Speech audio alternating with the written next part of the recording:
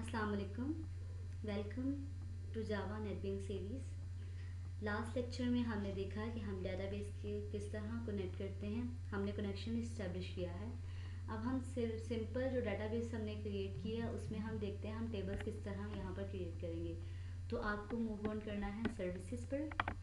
तो यहाँ पर सर्विसेज पे जाने के बाद यहाँ पर जितने भी मेरी डेटाबेस क्रिएटेड होंगी वो तो आपको नज़र आ ही रही हैं। लास्ट लेक्चर में मैंने डेटाबेस 1 के नेम से डेटाबेस कनेक्ट की थी। तो यहाँ पर अब टेबल्स नीचे नज़र आ रहे हैं, व्यूज़ और ये सारे प्रोसीजर्स वगैरह। हमें यहाँ पर अभी कंसर्न है टेबल से। फॉर एग्जांपल मैं यहाँ पर टेबल क्रिएट करना चाहती हूँ तो मैं राइट क्लिक करूँगी। आप डायरेक्टली टेबल को क्रिएट भी कर सकते हैं। अगर डायरेक्टली टेबल को क्रिएट करेंगे तो वो तो सिंपल आपको बताना है कितने नंबर ऑफ़ रोज़ हैं, कितने नंबर ऑफ़ कॉलम्स हैं। ठीक है, मैं यहाँ पर जो है वो एग्जीक्यूट कमांड के ज़रिए टेबल को जो है वो क्रिएट करना बताऊँगी कि आप किस तरह टेबल को जो है वो क्रिएट कर सकते हैं। तो सबसे पहले यहाँ पर हमें क्या करना है, तो सबसे पहले आपको यहाँ पर जो है नज़र आ रहा है जहाँ पे हमें कोड को राइट डाउन करना है। तो हम यहाँ पर कमांड राइट डाउन करते हैं। तो आपका अपना कर्सर जो है वो यहाँ मूव ऑन कर लेंगे। हम यहाँ राइट डाउन करेंगे क्रिएट। ठीक है, अब यहाँ पर हमने जो है वो टेबल क्रिएट करना है। तो मैं लिख दूँगी कि हमने क्या क्रिएट करना है, टेबल। ठीक है, अब टेबल का नेम जो भी आपने उसको नेम देना है। ठीक है, फॉर एग्जांपल जो है वो मैं स्टूडेंट के नेम से जो है वो टेबल क्रिएट कर लेती हूँ। अब यहाँ पर जो है वो मैंने टेबल क्रिएट कर लिया है। अब आपको जो है ब्रैकेट्स के अंदर अब हमने यहाँ पर अपना लिखना है कि हम टेबल के अंदर कितनी रोज़ या कितने कॉलम्स वगैरह जो है वो इंसर्ट करना चाहते हैं। तो सबसे पहले जो है मैं यहाँ पर अगर फॉर एग्जांपल जो है वो नेम देती हूँ, जैसे हम वेरिएबल डिक्लेयर करते हैं। ठीक है, अगर फॉर एग्जांपल जो है मैं एक स्टूडेंट आईडी के नेम से जो है वो दे देती हूँ। ठीक है, स्टूडेंट आईडी। तो इसकी टाइप जो है वो मैं अब स्पेसिफाई कर दूँगी कि मैं स्टूडेंट आईडी, तो आपको पता है कि इंटीजर की फॉर्म में ही होती है। तो ठीक है, यहाँ पर जो है वो मैंने टाइप स्पेसिफाई कर दी है इंटीजर। ठीक है, फॉर एग्जांपल जो है वो मैं स्टूडेंट आईडी की टाइप जो है वो 5 कर देती हूँ कि 5 तक जो है वो आप स्टूडेंट आईडी जो है वो दे देंगे। ठीक है, इंटीजर को अलाउ किया है। ठीक है, अब जो है अगर आप कोई ऐसी चीज़ लिख रहे हैं जिसे आप प्राइमरी की बनाना चाहते हैं तो आप यहाँ पर साथ ही राइट डाउन कर देंगे प्राइमरी की। ठीक है, प्राइमरी की, देन आप जो है वो कॉमा। अब यहाँ पर एक चीज़ मैंने ऐड कर दी है, फर्स्ट वेरिएबल। अब सेकंड वेरिएबल मैं अगर स्टूडेंट का नेम ऐड करना चाहती हूँ। ठीक है, आप यहाँ पर वेरिएबल के नेम कुछ भी दे सकते हैं। यहाँ पर मैं स्टूडेंट का नेम ऐड करना चाह रही हूँ। तो student name for example STD name S कर लेती हूँ मैं कि स्टूडेंट का नेम, और मैं इसकी जो टाइप बताऊँगी वो है वार्जार। ठीक है, तो इसमें जो है वो मैं करेक्टर की लिमिट्स जो है वो दे देती हूँ 30 करेक्टर्स तक जो है वो स्टूडेंट का नेम राइट डाउन होगा। अब नेक्स्ट मूव ऑन करते हैं। आप जितने भी वेरिएबल आपके रिक्वायरमेंट के हिसाब से होंगे वो आप यहाँ पर ऐड करते चले जाएंगे। अब थर्ड जो है मैं अगर सेमेस्टर ऐड करना चाह रही हूँ स्टूडेंट का। ठीक है, तो स्टूडेंट सेमेस्टर फॉर एग्जांपल जो है वो शॉर्ट फॉर्म में ही लिख देती हूँ। तो इसकी भी जो है वो मैं वार्सार ही दूंगी। तो देन इसकी लिमिट जो है मैं दे देती हूँ फॉर एग्जांपल जो है वो 20। ठीक है, तो अब नेक्स्ट मूव ऑन करते हैं। अब हमने यहाँ तक तो कर लिया। ये हमने सिंपल क्या किया है, वेरिएबल्स के नेम डिक्लेयर किए हैं कि हमारा टेबल है जिसके अंदर हमने जो है वो बता दिए हैं कि किस किस नेम का जो है वो उसके अंदर कॉलम्स जो है वो क्रिएट हो जाएंगे। एक स्टूडेंट आईडी के नेम से हो जाएगा, एक स्टूडेंट नेम के नेम से हो जाएगा और एक सेमेस्टर के नेम से हो जाएगा। अब अगर फॉर एग्जांपल मैं यहाँ पर इंसर्ट करना चाहती हूँ किसी इन वैल्यूज़ को। ठीक है, अब मैं स्टूडेंट आईडी में उसका नेम स्टूडेंट नेम में देन सेमेस्टर में ऐड करना चाहती हूँ। तो आपको यहाँ पर क्या क्यूरी राइट डाउन करनी है, हम यहाँ लिखेंगे इंसर्ट। ठीक है, इंसर्ट इनटू, अब किसके अंदर इंसर्ट कर रहे हैं, हमारे टेबल का हमने जो नेम स्पेसिफाई किया था।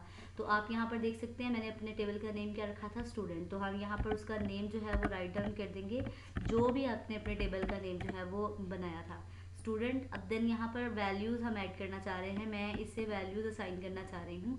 डायरेक्टली भी कर सकती हूँ और हम जो है वो डायरेक्ट टेबल पर जाके भी कर सकते हैं। अभी मैं आपको दिखाऊंगी हमारा टेबल जो है वो जनरेट होकर जब आपके सामने आ जाएगा। यहाँ पर फॉर एग्जांपल जो है वो आप ऐड कर दें वैल्यूज़।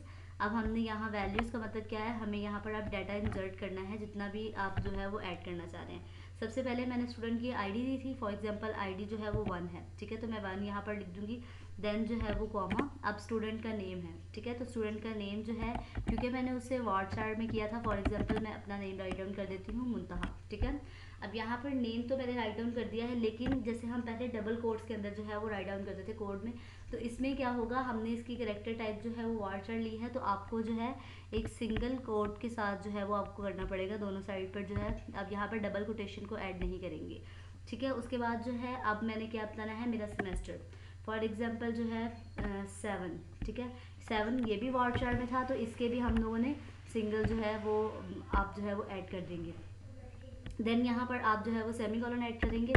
नेक्स्ट इसी तरह हमने एक इंसर्ट किया है, अब यहाँ पर दोबारा अगेन मैं इंसर्ट कर लेती हूँ, इसी को कॉपी करके दोबारा जो है वो वैल्यूज़ चेंज कर दूँगी फॉर एग्जांपल। तो यहाँ पर मैं वैल्यूज़ चेंज कर देती हूँ। अब यहाँ पर इसी को ही मैंने कॉपी पेस्ट कर दिया है, यहाँ आईडीज़ का नेम जो है चेंज कर देती हूँ। फॉर एग्जांपल यहाँ पर 1 था तो अब 2 कर देती हूँ, ठीक है।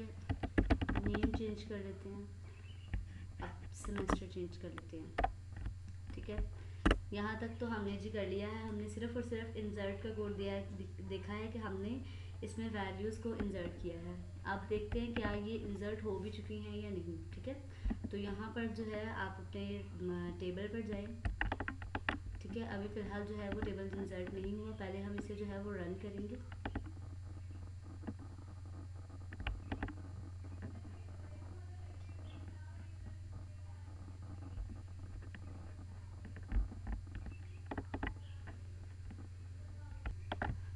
जी, तो यहाँ तक हमने इंसर्ट की क्यूरी जो है वो ऐड कर दी है। अब यहाँ पर हम इसे रन करके देखते हैं, तो यहाँ पर जो है वो एरर आ रहा है। तो इस एरर को जो है हमने यहाँ पर क्यूरी जो है वो गलत लिखी है, यहाँ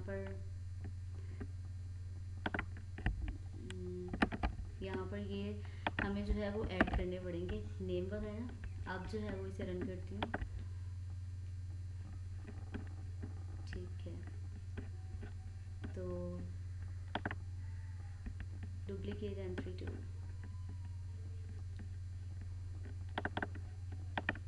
तो यहाँ पर जो है वो सक्सेसफुली रन हो गया है। अब हमें क्या करना है, चेक करना है क्या हमारा टेबल जो है वो इंसर्ट हो चुका है। तो यहाँ पर आप जो है इसे व्यू टेबल डाटा जो है वो करके हम देख सकते हैं कि हमारा डाटा जो है टेबल क्रिएट हो चुका है, ठीक है। ये 2 टाइम्स क्रिएट हो चुका है, तो आप यहाँ पर जो है वो जाके कर सकते हैं। अब यहाँ पर एक चीज़ और जो मैं आपको बताती चली जाती हूँ,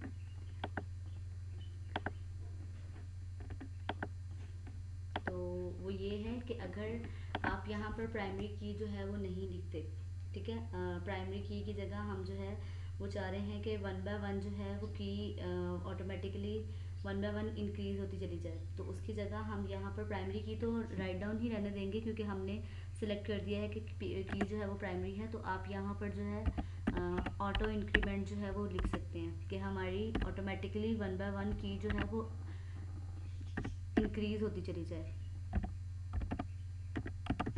ठीक है। ऑटो इंक्रीमेंट लिख देंगे तो आपका जो है जैसे जैसे आप करते चले जाएंगे 1 बाय 1 आपका जो है वो ऐड होता चला जाएगा इसके अंदर। तो आज के लेक्चर के लिए हमने सिर्फ सिंपल टेबल क्रिएट करना देखा है। अब हम नेक्स्ट लेक्चर में देखेंगे कि हम किस तरह इसमें जो है हम GUI फॉर्म बनाते हुए उसमें टेबल वगैरह या जो भी रिक्वायरमेंट होती है वो किस तरह करेंगे। अल्लाह हाफिज़।